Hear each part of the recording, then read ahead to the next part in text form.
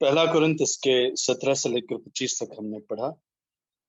जैसे मैंने आपसे पिछली बार कहा था कि 17वां जो वचन है वो हमने थोड़ा बहुत देखा था, लेकिन उसमें गहराई है, उसमें उस वचन को समझना बहुत जरूरी है, क्योंकि पौलुस एक बहुत बड़ी बात कह रहा है उसमें। पौलुस जिस कलीसिया को लिख रहा है उस कलीसिया में बहुत ज्यादा प्रॉब्लम्स।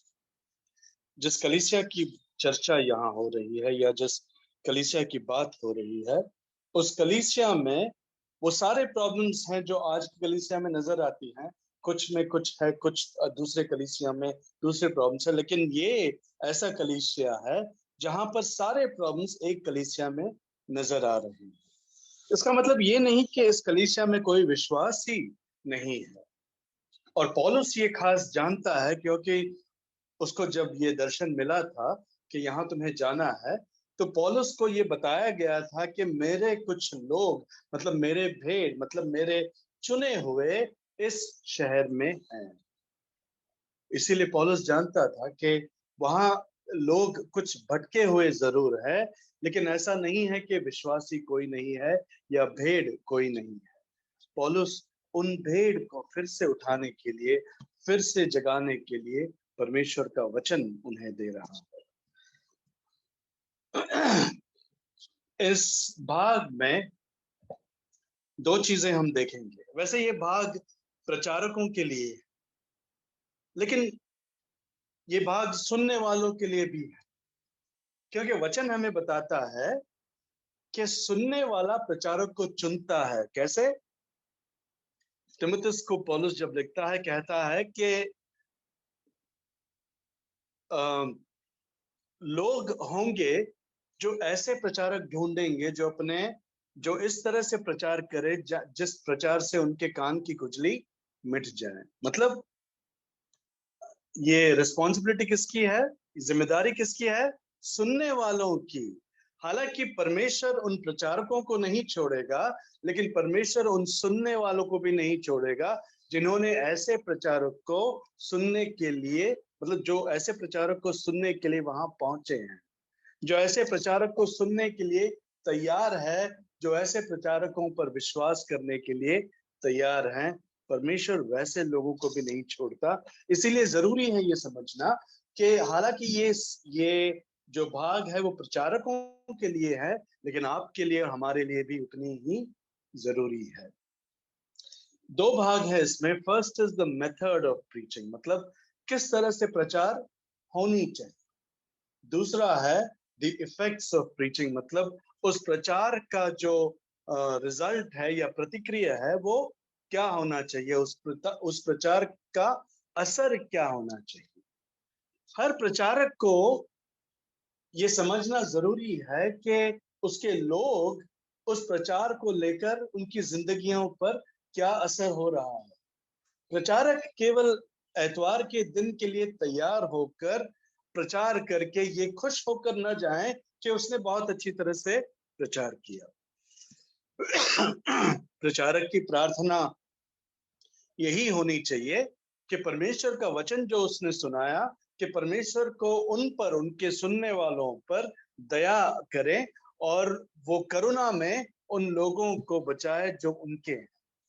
एक प्रचारक की प्रार्थना यही होनी चाहिए। इसीलिए एक प्रचारक का प्रचार भी जो है, एक सच्चे प्रचारक का प्रचार बिल्कुल वैसे होने चाहिए जैसे परमेश्वर ने उन्हें बताया है। एक प्रचारक जो है, पुराने नियम में नबी हुआ करते थे या भविष्यवक्ता हुआ करते थे, है ना।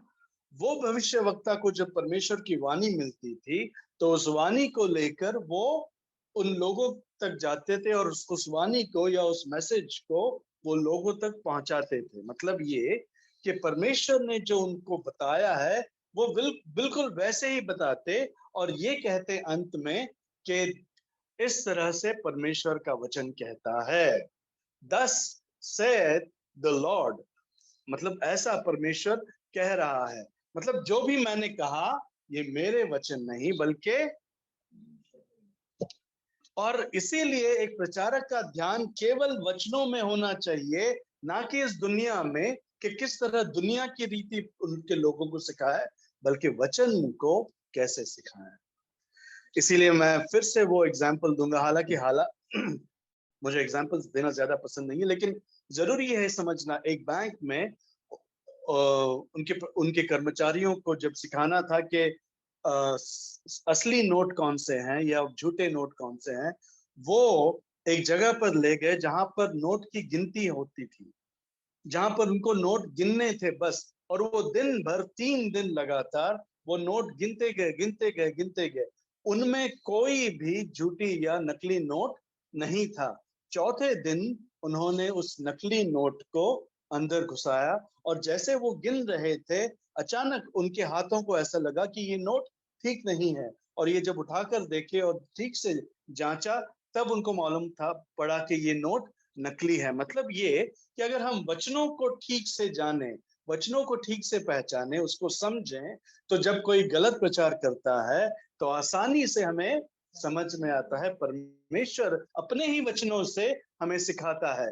हमें दुनिया की रीतियां सीखने की जरूरत नहीं है, उनको समझने के लिए उसको सीखना जरूरी नहीं है। लेकिन वचन में या दूध में जब कुछ और मिल जाता है, हम तुरंत पहचान जाते हैं कि ये दूध असली दूध नहीं है या इसमें कुछ मिलावट है। आप समझे? इसलिए आप ये मत समझो कि दुनिया की रीत हम कैसे समझें। दुनिया में अगर रहना है तो उसमें होशियार बनकर या समझदार बनकर कैसे जिए, अगर हम दुनिया में बच्चों को एक्सपोजर ना दें। आज लोग बच्चों को बाहर भेज रहे हैं, क्यों? वो कहते हैं कि बच्चे बिंदास हो जाएंगे, दुनिया में कैसे जीना है वो सीख जाएंगे, बाहर जाकर सीखने की उनको जरूरत नहीं है। तुम घर में बैठकर उनको सिखा सकते हो कि सही रास्ता क्या है और गलत क्या है। क्यों फंसते हैं हम दुनिया के रीत में? कैसे घुस गया कलीसिया में ये दुनिया के रीत? क्योंकि हमें सही बुद्धि की पहचान नहीं है। इसलिए पौलुस 2 बातें यहां हमें सिखाएगा आज। सबसे पहले, द मेथड ऑफ प्रीचिंग, प्रचार की प्रथा या प्रचार का तरीका, किस तरह से प्रचार होनी चाहिए। और दूसरा, प्रचार का असर क्या होना चाहिए। प्रचार का तरीका वो 17 वचन में दिखाता है। 17 वचन। क्योंकि मसीह ने मुझे बपतिस्मा देने को नहीं वरन सुसमाचार सुनाने को भेजा है, और यह भी शब्दों के ज्ञान के अनुसार नहीं, ऐसा ना हो कि मसीह का क्रूस व्यर्थ ठहरे।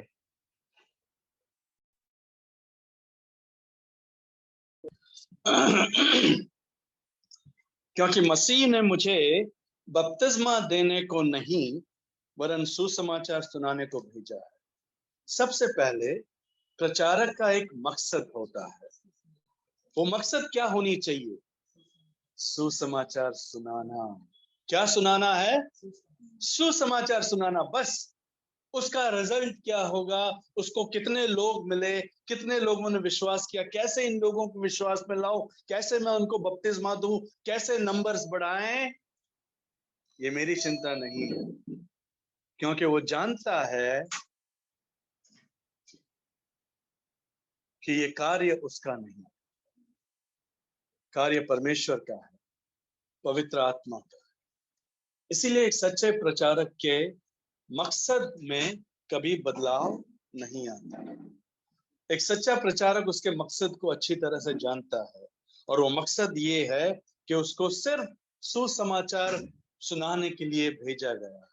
सुसमाचार सुनाओ बस।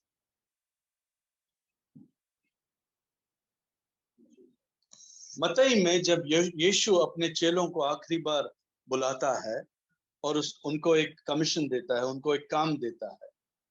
वो काम ये नहीं कि तुम जाओ और गीत बनाओ, गीत लिखो। वो काम ये नहीं कि किसी तरह तुम मेरे लिए लोगों को जीतो। वो काम ये नहीं कि किसी तरह उनको सिनेमा दिखाओ या ड्राइंग बनवाओ उनसे और किसी तरह विश्वास में ले आओ। विश्वास में ले आने की बात नहीं कर रहा था यीशु। यीशु ने एक ही काम कहा कि जाओ, वचन का प्रचार करो, वचन का प्रचार करो। मकसद एक प्रचारक का बिल्कुल साफ होता है, जो आज किसी प्रचारक में या बहुत कम प्रचारकों में है। हर प्रचारक का, हर पासबान का एक ही मकसद है, कैसे मेंबर्स बढ़ाएं, कैसे कलीसिया में लोग बढ़ाएं। और उनको लगता है कि उनका मकसद बिल्कुल साफ है, उनके मकसद में कोई पाप नहीं है। क्यों? क्योंकि वो आत्माएं जीत रहे हैं कलीसिया के लिए। जैसे परमेश्वर ने उनको चुना है, आत्मा जीतो भैया, तुम्हारे बगैर हम मर जाएंगे, हमारी कलीसिया कम हो जाएगी, हम क्रिश्चियनिटी खत्म हो जाएगा, तुम कुछ करो। इसलिए लोग मर मर के जाते हैं, यहाँ वहां यहाँ, हर जगह आत्मा जीतने। कैसा टर्म है ये? What kind of a term is this, कि हम आत्मा जीत रहे हैं, आत्मा जीत रहे हैं, परमेश्वर के राज्य को बढ़ा रहे हैं। तुम कौन हो? मकसद एक प्रचारक का बिल्कुल साफ, प्रचार सुना। इसीलिए पौलुस कहता है, मुझे बपतिस्मा लेने के लिए नहीं भेजा गया है। हैं? पौलुस, क्या हो गया तुम्हें?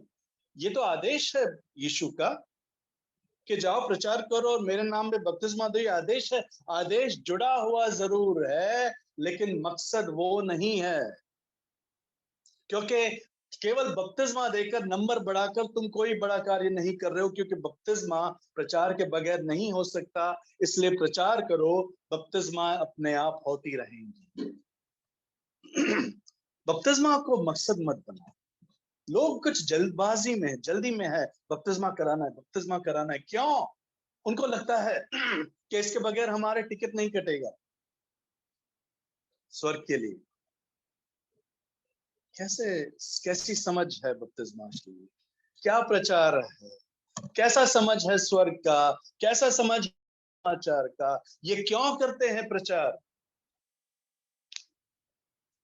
मकसद भूल जाते हैं। वो जो लास्ट कमीशन है, जो यीशु की आज्ञा है, वो भूल जाते हैं। उनके कंधों पर जिम्मेदारियां आ जाती है कि परमेश्वर के राज्य को कैसे बढ़ाएं। हम पर निर्भर है ये, कैसे बढ़ाएं। मूर्ख हो तुम, मूर्खत्व में काम करोगे। तुम कौन होते हो परमेश्वर के राज्य को बढ़ाने के लिए? तुम अपने आप को नहीं बचा सकते। मकसद भूल जाते हैं। एक पासबान, एक प्रचारक की अगर अपना मकसद भूल जाए, तो वो परमेश्वर की ओर नहीं, ध्यान अपनी ओर बांटता है, अपनी ओर ध्यान लाता है। मैं कितना महान, कितनी त्यागे की, मैंने कितना दान दिया, मैंने क्या क्या किया, मैंने तुम्हारे लिए क्या किया। यही होता है उसके प्रचार में। पौलुस कहता है, मैं ये करने नहीं आया तुम्हारे बीच। मेरा मकसद अपने आप को बढ़ाने की नहीं थी, मेरा मकसद इस कलीसिया में नंबर्स बढ़ाने की नहीं थी। मेरा मकसद यही था, मैं तुम्हारे पास आया तो केवल एक ही मकसद से, कि सुसमाचार सुनाना।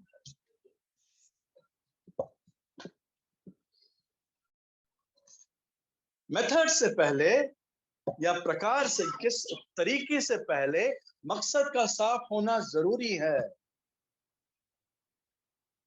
प्रायोरिटीज तो समझना जरूरी है।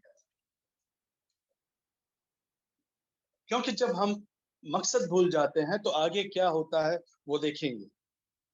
पौल कहता है, सुसमाचार सुनाने को भेजा है, और यह भी शब्दों के ज्ञान के अनुसार नहीं, ऐसा ना हो कि मसीह का क्रूस व्यर्थ ठहरे। जब मकसद बदल जाता है तो हमारे शब्द बदल जाते हैं। कुछ पासवानों अपना मकसद बना लेते हैं कि मैं जो है ज्ञानियों के बीच सुसमाचार सुनाऊंगा, मैं गरीबों के बीच सुसमाचार सुनाऊंगा, मैं अनपढ़ लोगों के बीच सुसमाचार सुनाऊंगा, मैं पढ़े लिखों के बीच सुसमाचार सुनाऊंगा। अपना अपना हिस्सा, अपना अपना ढूंढ लेते हैं वो एरिया, और कहते हैं परमेश्वर ने मुझे इन लोगों के लिए बुलाया है। जैसे प्रचार अलग अलग लोगों से बदल जाता है। सुसमाचार अगर लोगों के लिए अलग अलग लोगों के लिए, अलग अलग जातियों के लिए अलग है, तो आप अपना समझ लो भैया, आपने कौन सा सुसमाचार सुन लिया। आप किस सुसमाचार को सुनकर आए हैं? क्योंकि सुसमाचार के बाद न कोई यहूदी बचेगा, न कोई अन्य जाति का, न स्त्री, न पुरुष, न गरीब, न अमीर, न गोरा, न काला। परमेश्वर की नजर में सब पापी थे। परमेश्वर की नजर में यीशु में जो विश्वास करता है सब पवित्र हैं। क्या प्रचार करोगे, कैसे बदलोगे? बाइबल अलग अलग निकलती है, एक बिजनेसमैन बाइबल, एक टीचर्स बाइबल, एक स्टूडेंट्स बाइबल, एक चिल्ड्रंस बाइबल। ये कैसे बाइबल्स हैं? क्यों बांट रहे हैं हम परमेश्वर के वचन को? क्यों? मकसद बदल गया है। मकसद बदल गया है। हमारा कार्य जो दिया गया था, हमें हमारी आज्ञा जो दी गई थी, उसको हमने बदला है। कुछ रिस्पॉन्सिबिलिटीज हमने अपने सर पर ले लिया है, ये सोचकर के हम परमेश्वर की मदद कर रहे हैं। कि हम जैसे कुछ लोग कहते हैं हम उसके हाथ हैं, उसके पांव हैं। हम परमेश्वर के हाथ पांव बन गए हैं, परमेश्वर की ताकत हम बन गए हैं।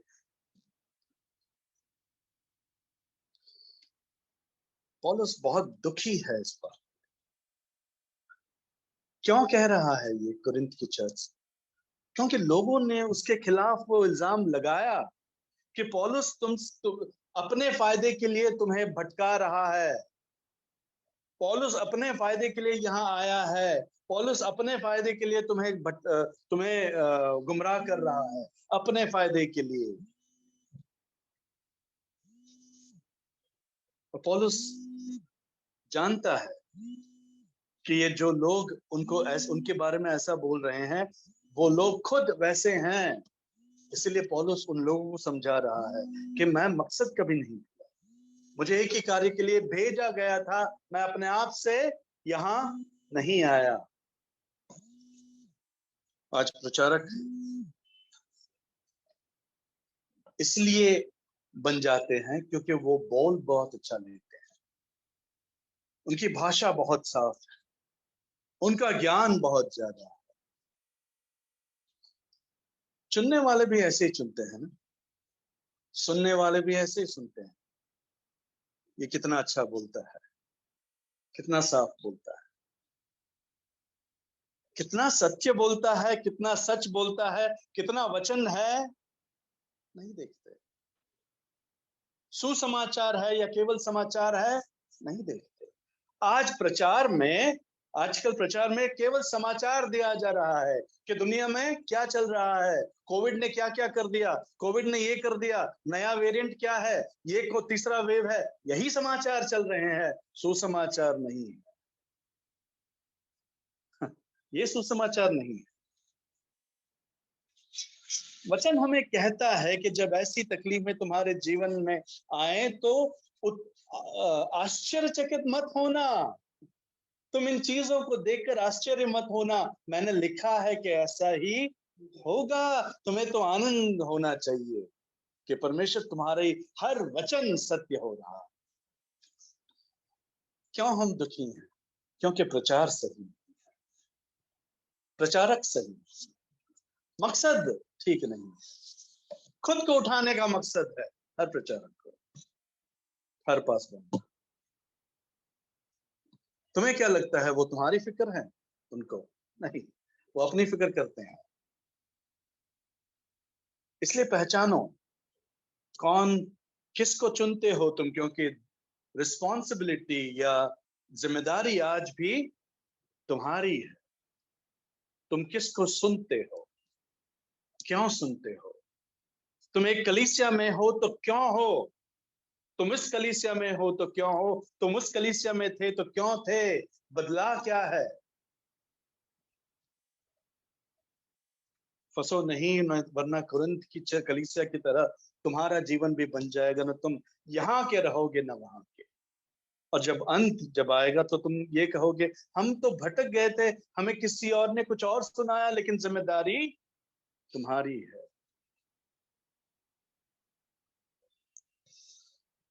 पौलुस अभी तक मेथड बता रहा है कैसे सुनाना है। सबसे पहले मकसद साफ हो।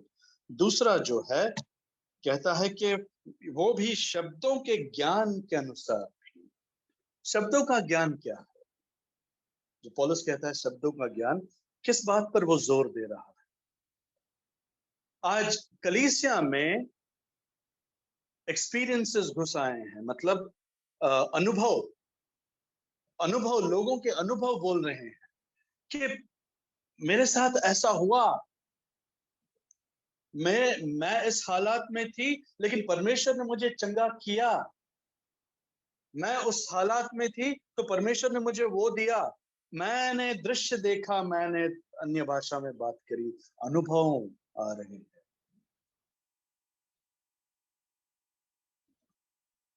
शब्दों का जो ज्ञान है वो केवल शब्द में नहीं है।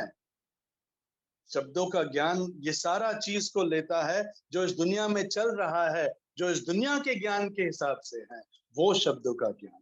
पौलुस कहता है मैं दुनिया का ज्ञान सिखाने आपके पास नहीं आया। मैं वर्ड्स ऑफ, मतलब बड़ी बड़ी बातें लेकर जो तुम्हारी समझ में नहीं आती वैसी बातें लेकर तुम तक नहीं आया। मैं ज्ञान लेकर तुम तक नहीं आया। आज लोग साइकोलॉजी को चर्च में लाते हैं, जो बातें ना उनको समझ आती है, ना दुनिया में किसी की समझ में है, लेकिन अपना उन्होंने एक बना लिया, उसको कलीसिया में घुसा देते हैं और लोगों को वो बातें बहुत पसंद आती है। वो समझ जाते हैं, वो ये समझते हैं कि यही सच है। मतलब जो मन की बात वो साइकियाट्रिस्ट समझ सकता है, उससे बड़ा आदमी और कौन हो सकता है जो मेरी मन की बात मुझे बता रहा है। पौलुस कहता है मैं वो ज्ञान लेकर नहीं आया तुम्हारे पास। किस ज्ञान के पीछे हो तुम? मतलब पौलुस उनसे ये कह रहा है कि तुम जिस ज्ञान के पीछे पड़े हो, जिस ज्ञान को तुम्हें दिया जा रहा है और तुम भटक गए हो, वो ज्ञान ज्ञान नहीं है। ज्ञान को पहचानो। क्या दिया जा रहा है तुम्हें? किन बातों को तुम वचन समझकर बैठे हो? किसी क्रिश्चियन ने मुझसे एक बार ऐसे ही कहा, जब मैंने उनसे कहा कि आप मतलब बहुत अच्छा ख्याल ख्याल रखती हैं, मतलब अपने बच्चों का, तो वो कहती हैं कि अब लिखा भी तो है कि परमेश्वर हर जगह नहीं हो सकता, इसीलिए माँ को बनाया है। मैंने कहा कि कैसे क्रिस्ती हैं? मतलब कहाँ का ज्ञान कहाँ घुसा दिया और कैसे तुमने दोनों को एक बनाने की कोशिश की? ये कैसा क्रिश्चियनिटी है? कैसी मूर्खता है? किसने तुम्हें ये बातें सिखाई है? आज हम हंसेंगे शायद, लेकिन मैं आपको बता सकता हूं आपके जीवन में भी ऐसी बहुत सारी बातें होंगी जिसको आपने वचन समझकर पाल रहे हो आपके जीवन में। जैसे कल्चर, लोग कल्चर पर बहुत घमंड करते हैं। वो नहीं जानते कि वो पाप से, एक पाप के मन से आई हुई बातें हैं वो सारी बातें, लेकिन हम उन्हें चलाते हैं क्रिस्ती बनकर। मूर्खों की तरह जीते हैं। फर्क कुछ नहीं आता जीवन में, लेकिन हम क्रिस्ती हैं। कैसा जीवन है? पौलुस उनको देखकर यही रोना रो रहा है। मैं तुम्हारे पास इसके लिए नहीं आया था ना। क्या बना दी, क्या सुनाया था मैंने, क्या सिखाया था तुम्हें, और तुम क्या हुए हो आज? क्या हुए हो? आज अगर कोई प्रचारक अपने भेड़ को देखकर ऐसा रोना रोता हो तो वो अपने प्रचार की ओर देखना जरूरी है। लेकिन प्रचारक पता है क्या करते? वो आपके जीवन में ज्यादा घुसते नहीं है। वो जिम्मेदार नहीं ठहरना चाहते तुम्हारे जीवनों के, अपने भेड़ के जिम्मेदार वो नहीं ठहरना चाहते। लेकिन वचनों से अगर किसी के ऊपर प्रभाव नहीं पड़ रहा तो सबसे ज्यादा दुख एक प्रचारक को होना है। सबसे ज्यादा दुख, क्योंकि वो प्रचारक पूरे दिल से जानता है कि वो जिसने जो बातें वो सिखा रहा है वो परमेश्वर का है। क्यों नहीं सुनते तुम? इस बात को लेकर वो बहुत दुखी होता है, और दुख होना जरूरी है क्योंकि उस बात को पूरी तरह से मानता है। उसने खुद परमेश्वर के वचन से सुना है, उसे माना है। क्यों नहीं ये भेड़ सुन रहे हैं? ये दुख होना जरूरी है प्रियो। लेकिन आज पासबान और कलीसिया कटे हुए हैं, अलग हैं, अपना अपना जीवन। तुम अपना जीवन जियो, हम अपना जीवन जियो। पौलुस कहता है मुझे भेजा गया था, मुझे भेजा गया है तुम्हें सुसमाचार सुनाने। अगर मैं सुसमाचार सुनाने के बाद भी तुम्हारे जीवन में कोई फर्क नहीं आता तो मुझसे ज्यादा दुख और किसे होगा। लेकिन मैं अपने प्रचार की तरफ भी देखूं, क्या मैंने कुछ और बातें सिखाई है तुम्हें? क्या मैंने कुछ गलत सिखाया तुम्हें? ये देखना जरूरी है। पौलुस वही कह रहा है, मैंने तुम्हें कोई गलत बात नहीं सिखाई। मैंने तुम्हें दुनिया का ज्ञान, मैंने तुम्हारे इस मकसद से नहीं सिखाया कि बड़ी बातों का इस्तेमाल करो, बड़े शब्दों का इस्तेमाल करो और ताकि तुम मेरे स्टाइल को लेकर आकर्षित रहो, लेकिन सत्य तुम्हारे जीवन में कोई काम न करे, ये मेरा मकसद नहीं है। इसीलिए पौलुस का मकसद बिल्कुल बिल्कुल साफ है कि जब वो सुसमाचार सुनाता है, वो इसलिए सुनाता है कि तुम उसे सुनो और सुनकर क्या पाओ? विश्वास पाओ। ये मकसद है। सुनने से या ज्ञान से कुछ नहीं होता, उस ज्ञान से विश्वास बढ़ना चाहिए, उसको समझना जरूरी है। इसीलिए जब हम समझते हैं तब हम समझदार हो जाते हैं। जब हम उस बात को समझेंगे तब हमें विश्वास आता है। केवल सुनने से या उस बड़ी बातों को याद करने से हम विश्वासी नहीं होते। एक विश्वासी होने के लिए उस बात को समझना जरूरी है, उस बात को मानना और उस बात के अनुसार जीना जरूरी है। यही सच्चा विश्वास है। इसीलिए पौलुस कहता है जब मैं प्रचार करता हूं, और ये पौलुस का मेथड है कि वो जब प्रचार करता है तब एकदम मतलब सिंपल, तुम लोगों की भाषा में मैं तुम्हें समझाता हूं। क्यों हम हिंदी में बोल रहे हैं? क्योंकि यहाँ इंग्लिश सबको नहीं आती, लेकिन हिंदी सबको आती है, तुम्हारी समझ में आए, इसीलिए उस भाषा का उपयोग किया जा रहा है। इसलिए नहीं कि हम में से सब हिंदी है, नहीं, इसलिए क्योंकि वो भाषा हमारी समझ में आती है। अगर मैं यहाँ इंग्लिश में बोलूं, तुम्हारे यहाँ बैठने से या किसी थिएटर में बैठने में कोई फर्क नहीं है। तुम वहां बैठकर 3 घंटे और आनंद पा सकते हो, ये तुम्हारे लिए केवल एक बोझ होगा। इसीलिए पौलुस कहता है मैं तुम्हारे पास बड़ी बड़ी बातें लेकर नहीं आया, मैं सुसमाचार लेकर तुम्हारे पास आया। क्यों जरूरी है ये?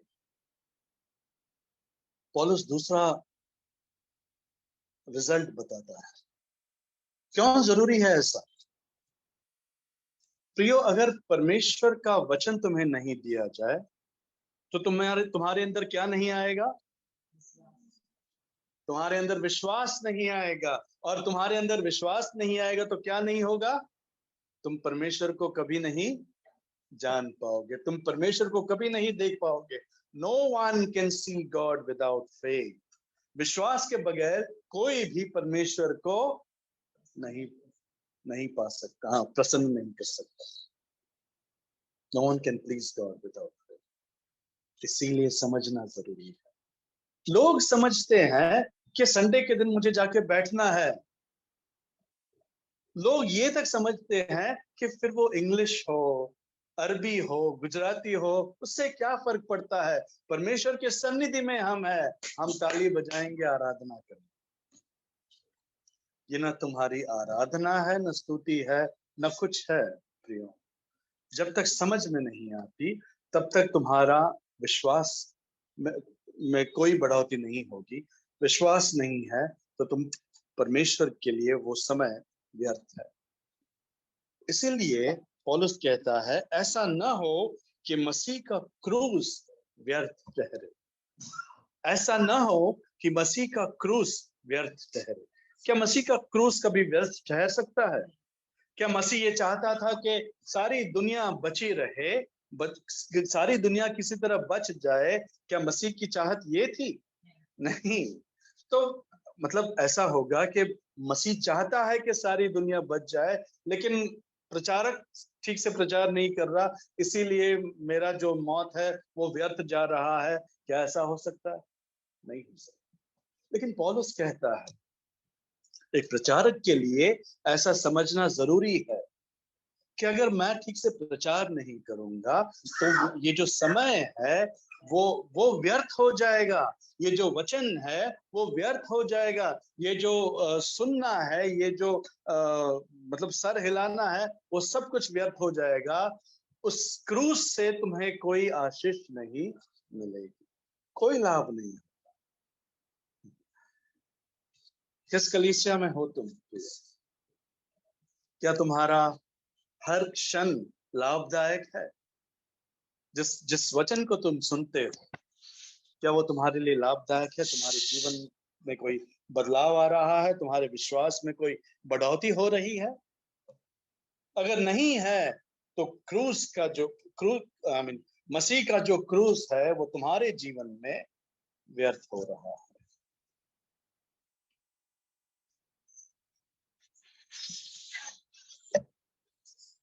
मसीह का क्रूस व्यर्थ होना मतलब वेस्ट होना नहीं है।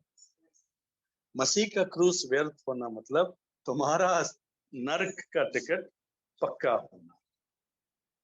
तुम्हारे जीवन में अगर मसीह का क्रूस व्यर्थ है, मतलब ये कि तुम्हारे जीवन में बदलाव कुछ नहीं है और तुम जैसे थे वैसे हो, इसलिए तुम जहां के थे वहीं पर जाओ।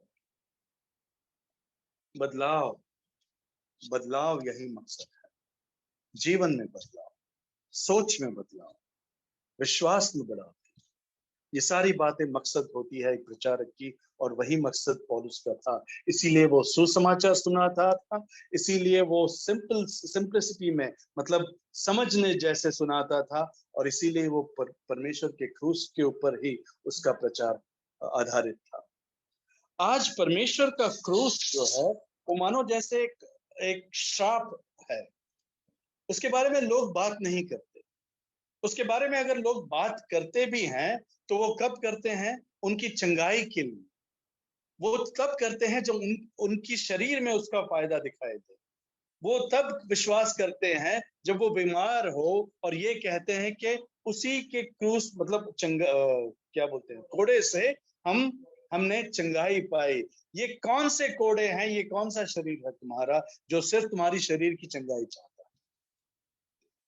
अगर परमेश्वर तुम्हारे शरीर की चंगाई के लिए मतलब कोड़े खाने थे, तो जब तक वो कोड़े नहीं खाता इस धरती पर, तब तक चंगाई किसी को भी नहीं होनी थी। उसके मिनिस्ट्री में, उसके 3 साल के मिनिस्ट्री में उसने कई लोगों को चंगाई की। क्या ऐसा हो सकता है कि वो सुबह सुबह अपने चेलों को उठाए और कहेगा कि आज मुझे 4 लोगों को चंगा करना है, तुम एक काम करो, मुझे 40 कोड़ा मारो ताकि उनको चंगाई पाए? ऐसा नहीं होता। मतलब ये कि वो कोड़े तुम्हारे शरीर के लिए नहीं, तुम्हारे आत्मा के लिए है।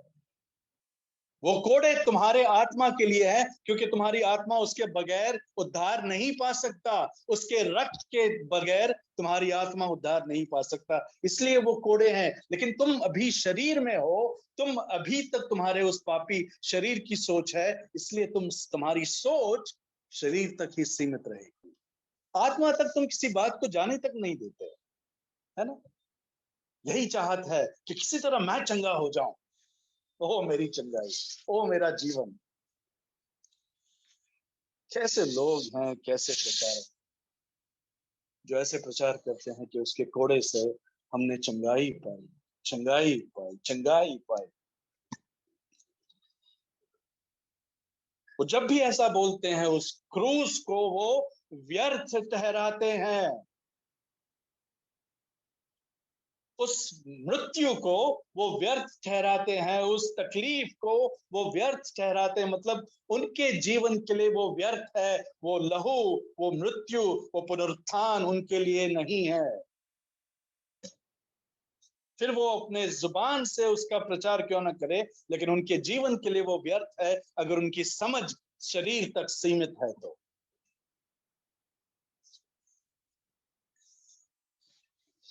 पौलुस उन लोगों को झंझाड़ रहा है जैसे,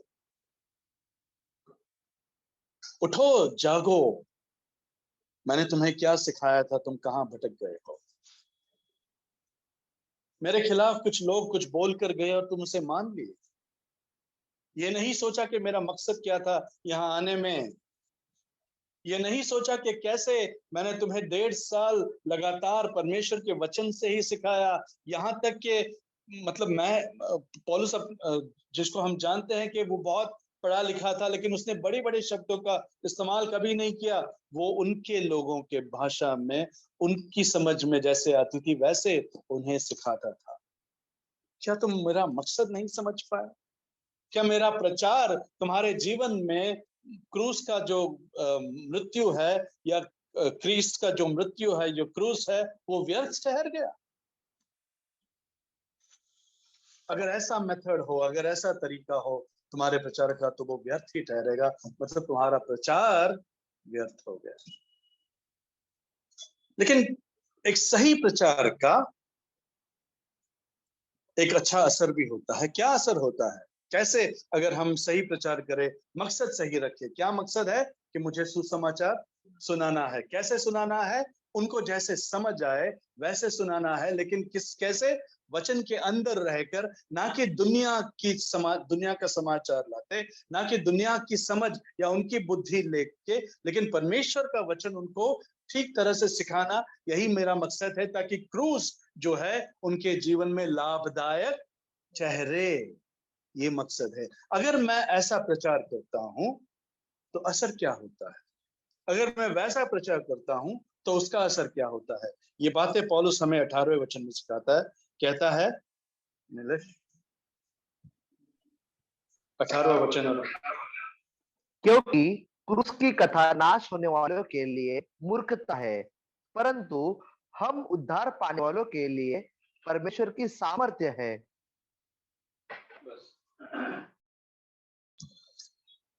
क्योंकि क्रूस की कथा नाश होने वालों के निकट मूर्खता है, परंतु हम उद्धार पाने वालों के निकट परमेश्वर की सामर्थ है। क्यों पौलुस अपने ऊपर नहीं बल्कि क्रूस के ऊपर लोगों का ध्यान ले जा रहा है? क्यों क्रूस जरूरी है उसके प्रचार में?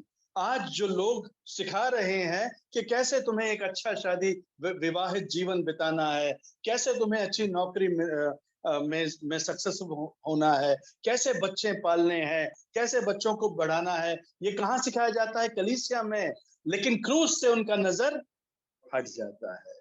तुम्हारी हर समझ, हर बुद्धि, हर ज्ञान कहां से आना है? क्रूस से आना है। वहां से अगर नजर हट जाएगी तुम्हारी, तो सच्चाई से तुम्हारी नजर हटकर इस दुनिया की जो जो सीख है या जो समझ है, वो तुम्हारे जीवन में आएगी और तुम वहीं पे अटके रहोगे। पौलुस कहता है, क्योंकि क्रूस की कथा नाश होने वालों के निकट मूर्खता है। कितने साल हम यही सीखते रहेंगे? क्रूस के बारे में, क्रूस के बारे में, क्रूस के बारे में, उसकी मृत्यु के बारे में, उसके लहू के बारे में। क्या सीखेंगे हम उससे? ये सीखेंगे हर वो चीज जिसको हम अच्छा मानते हैं, या जिसको जो जो परमेश्वर की ओर से आता है वो अच्छा है। हर वो चीज वो क्रूस से ही आता है। सबसे पहला क्या आता है? रिश्ता बन जाता है। उस क्रूस की वजह से क्या हुआ है? जो टूटा हुआ रिश्ता था वो जुड़ जाता है। आज हम परमेश्वर के सामने खड़े हो सकते हैं। क्या समझते हैं आप?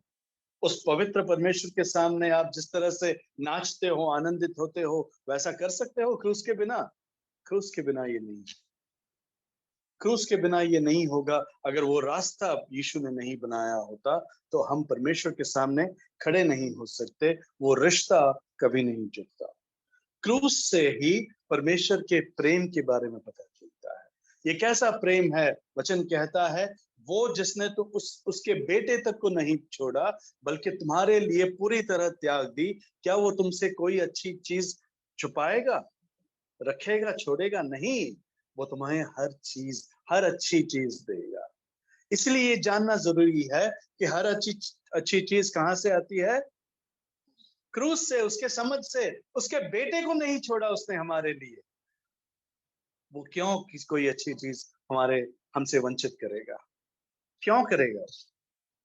वो हर चीज जो हमारे लिए अच्छी है वो जरूर देगा। ये समझ है।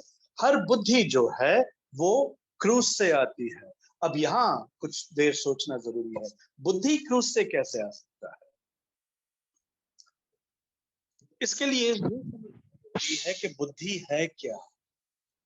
लोगों ने आज जानकारी को बुद्धि समझ बैठा है, या ज्ञान समझ बैठा है, या समझदारी समझ बैठे हैं। इसीलिए हम जितना जानकारी बटोरते हैं, लोग उतना ज्ञानी समझते हैं। आज बच्चे जो है, जो पहले तीसरी में सीखते थे, आज उनको पहली में सिखाया जाता है। जो जो 10वीं में सीखते थे, आज उनको 5वीं में सिखाया जा रहा है। हम कहते हैं आजकल के बच्चे कितने स्मार्ट है। ये स्मार्ट नहीं, गधे हैं। वो गधे थे, गधे रहेंगे। तुम उनको सिखा रहे हो, ज्ञान बढ़ा रहे हो, इसका मतलब ये नहीं कि ये बहुत इंटेलिजेंट या बहुत स्मार्ट हो गए हैं, नहीं। लेकिन प्रथा ऐसी हो गई है आज। आज जितना ज्ञान बांटो उतना तुम्हें ज्ञानी समझते हैं। जितना इंफॉर्मेशन तुम्हारे पास हो उतना तुम्हें समझदार माना जाता है। इसलिए लोग कहते हैं कि जो पढ़े लिखे हैं उनको सुसमाचार सुनाने का एक तरीका होता है, जो गरीब होते हैं या जो अनपढ़ होते हैं उनको सुसमाचार सुनाने का एक अलग। ये कौन सा तरीका है? सुसमाचार हम सब के लिए एक है, क्योंकि हम सब पापी हैं। बुद्धि क्या है? बुद्धि वो है जो ज्ञान के बाद आता है। समझदारी वो है जो बुद्धि वैसे समझदारी जो है ज्ञान के बगैर या जानकारी के बगैर नहीं आ सकती। लेकिन उस जानकारी को लेकर अगर हम सिर्फ केवल जानकारी तक सीमित रखें तो वो समझदारी या बुद्धि नहीं हो सकती। लेकिन उस जानकारी जो हमें दी गई है, वो सुसमाचार जो हमें सुनाया गया है, जब हम उस पर विश्वास करते हैं, जब उसे मानते हैं, तो वो बुद्धि माना जाता है। और वो बुद्धि कहाँ से आती है?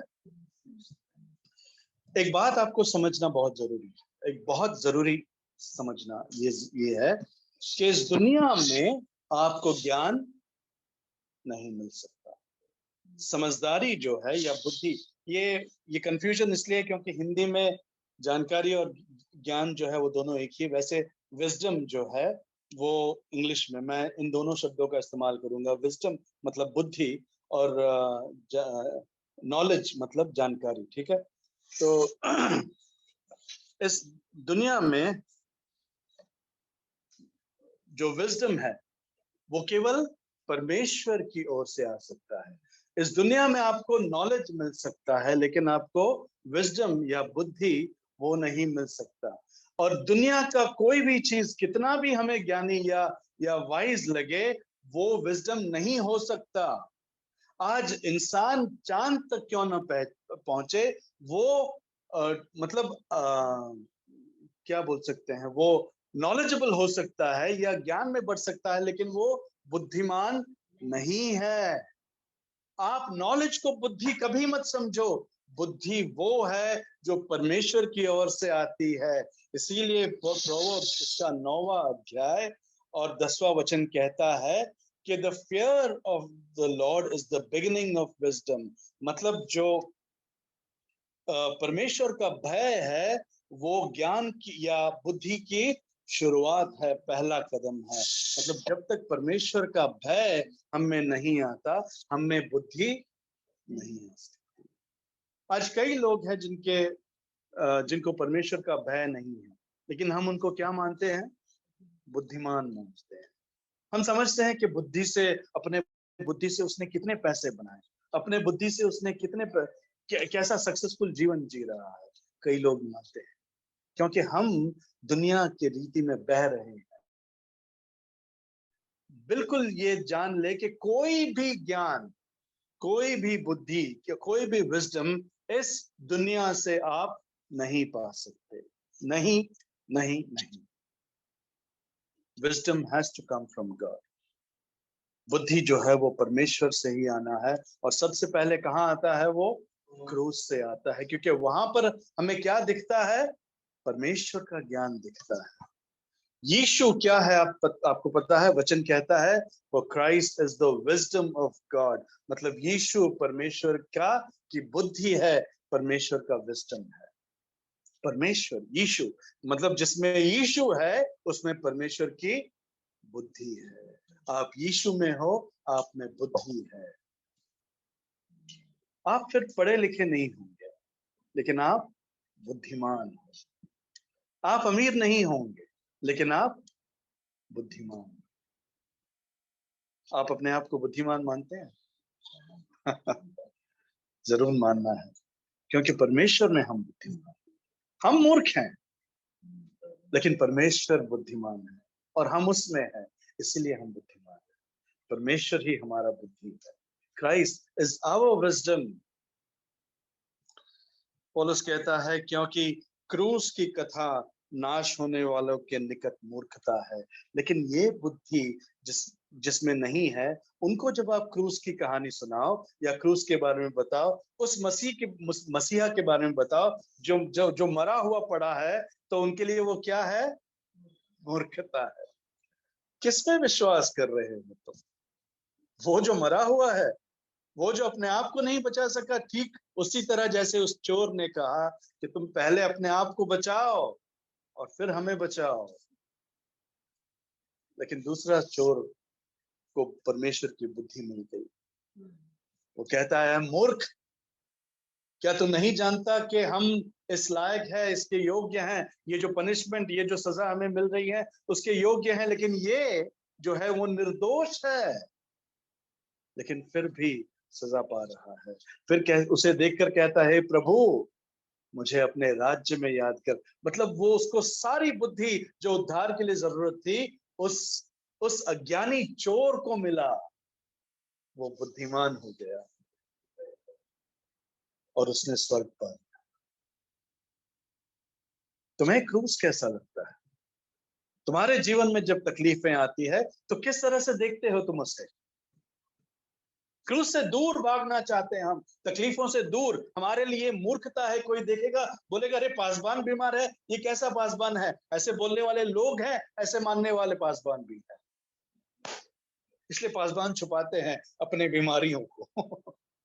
अपने आप को हमेशा चंगा फिट बताते हैं, मैं कितना फिट हूं, देखो। मूर्ख हैं, और उसी मूर्खता में वो कलीसिया चलाते हैं। तुम मूर्खता में चल रहे हो या परमेश्वर की बुद्धि? तुम्हारे लिए परमेश्वर का क्रूस क्या है? क्या है? मूर्खता है या जीवन है? क्यों तकलीफों से दूर भागते हो? क्यों तुम उसमें रोते रहते हो? जीवन वहीं से है तुम्हारा। जीवन उसी क्रूस से है। जिसने अपने बेटे को नहीं छोड़ा, वो तुम्हारे जीवन में अच्छी चीजें क्यों रोकेगा?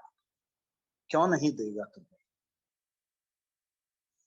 उसके प्रेम को पहचानो प्रियो, उसके बुद्धि जो क्रूस से, जो जो कोई इंसान उस उद्धार के बारे में नहीं सोच सकता, वैसा ज्ञान है हमारा परमेश्वर का, जहां पर उसका जस्टिस, उसका न्याय, उसका प्रेम, उसका मर्सी सब कुछ नजर आता है। उस क्रूस से नजर हटी तो दुर्घटना तो जरूर घटनी है, लेकिन वो दुर्घटना तुम्हारे जीवन के लिए बहुत बड़ी घटना होगी। वो दुर्घटना तुम्हें सीधा खाई में ले जाएगी। वो दुर्घटना तुम्हें सीधा परमेश्वर के सामने एक दोषी बनाकर खड़ा करेगा, और तुम सदा के लिए नरक में रहोगे। क्रूस में तुम बुद्धि देखते हो, क्रूस में तुम ज्ञान देखते हो, क्रूस में तुम प्रेम देखते हो, त्याग देखते हो, उसकी करुणा देखते हो, तो तुम बुद्धिमान हो। पौलुस ने वो बुद्धि अपने लोगों से कभी नहीं छुपाया, क्योंकि वो जानता है उसे सिर्फ प्रचार करना है। जो उसके हैं, किसके? जो परमेश्वर के हैं, उनके लिए वो क्या होगा? ज्ञान होगा। जो उसके नहीं है, उनके लिए वो क्या होगा? मूर्खता होगा। इसीलिए एक प्रचारक को केवल प्रचार करना है, वचन बांटता है। कैसे बांटता है? जो उसके हैं, क्रूस उनके लिए एक गिरने का कारण नहीं, ताकत बन जाता है। जो उसके नहीं, उनके लिए वो गिरने का कारण बन जाता है।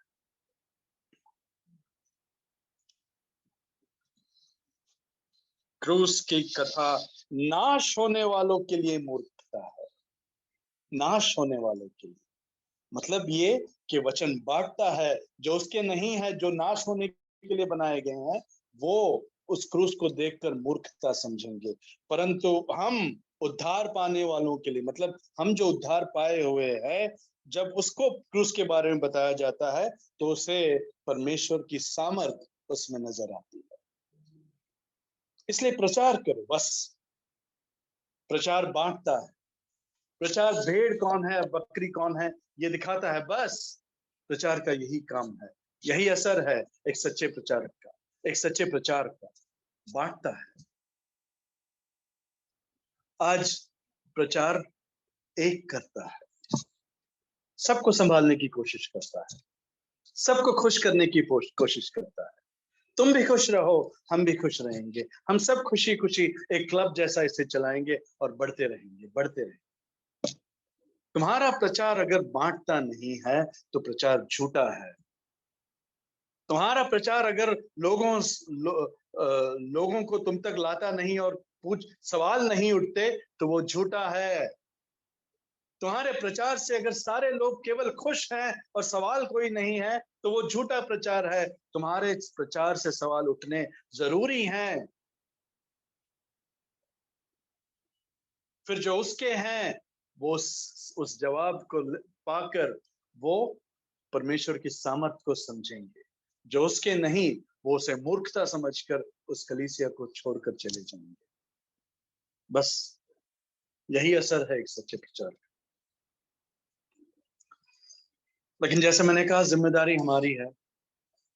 हम किन को सुनते हैं और किन को चुनते हैं, किस कलीसिया में हम हैं, किस कलीसिया की चाहत हमें है, किस कलीसिया में हमें परमेश्वर का आनंद मिलता है, किस कलीसिया में हमें दुनिया का आनंद मिलता है। इसकी पहचान और जिम्मेदारी दोनों हमारी है।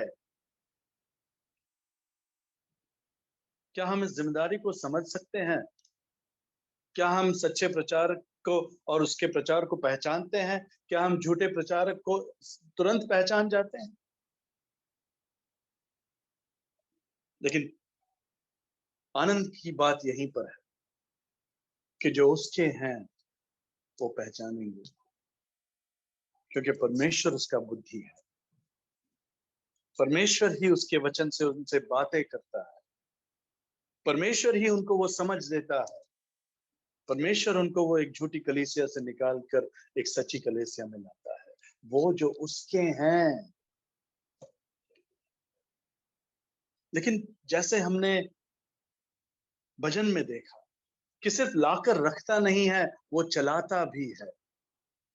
क्या तुम चलते हुए क्रिस्ती हो? क्या तुम वो क्रिस्ती हो जो चलते हैं, या रुके हो कहीं तुम? ये खुश होकर के एक अच्छी कलीसिया में है, बस यहीं बैठे रहो। विश्वास में बढ़ना है, क्रूस की ओर हर रोज देखना है। क्रूस का जो ज्ञान है उसमें हर रोज बढ़ना है हमें। उसकी सच्चाई में जो कभी खत्म नहीं होती हमारी समझ के लिए, उसमें हर रोज हमें देखना है। एक जीवन, एक ख्रिस्ती जीवन वैसा होना है।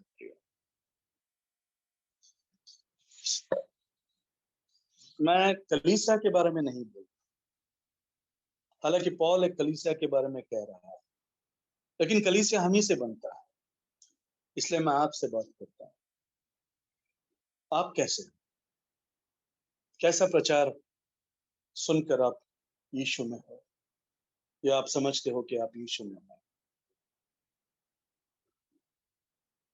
क्या परमेश्वर जब आपको अपना पाप दिखाता है या तुम्हारा पाप दिखाता है, उस पाप को देखकर क्या तुम दाऊद जैसे जैसे प्रायश्चित करते हो, या तुम इसके दुनिया इसे मामूली बात समझकर आगे बढ़ते हो?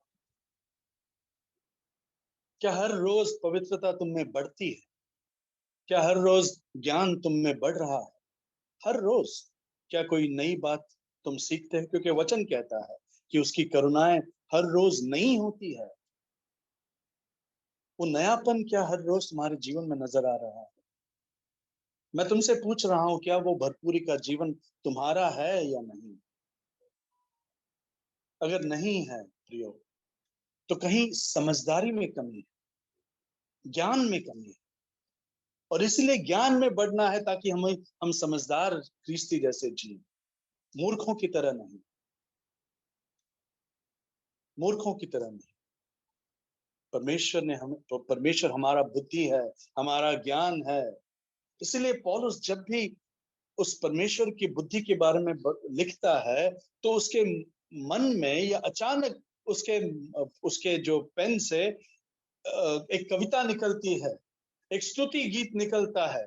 ठीक उसी तरह जैसे रोमी में वो लिखता है, रोमी के 11वें अध्याय और 33वें वचन में जब वो लिखता है, 11वें अध्याय और 33 से लेकर 36 तक, वो जब अपना डॉक्ट्रिन्स वहां पर खत्म होते हैं, उसके बाद जो 12वां जो अध्याय है वो शुरू होने से पहले पौलुस लिखता है, आहा परमेश्वर का धन और बुद्धि और ज्ञान क्या ही गंभीर है, उसके विचार कैसे अथाह और उसके मार्ग कैसे अगम है। प्रभु की बुद्धि को किसने जाना, या उसका मंत्री कौन हुआ, या किसने पहले उसे कुछ दिया है जिसका बदला उसे दिया जाए, क्योंकि उसी की ओर से और उसी के द्वारा और उसी के लिए सब कुछ है। उसकी महिमा युगान युग होती रहे, आमीन। परमेश्वर की बुद्धि असीमित है, कभी पूरा नहीं हो सकता।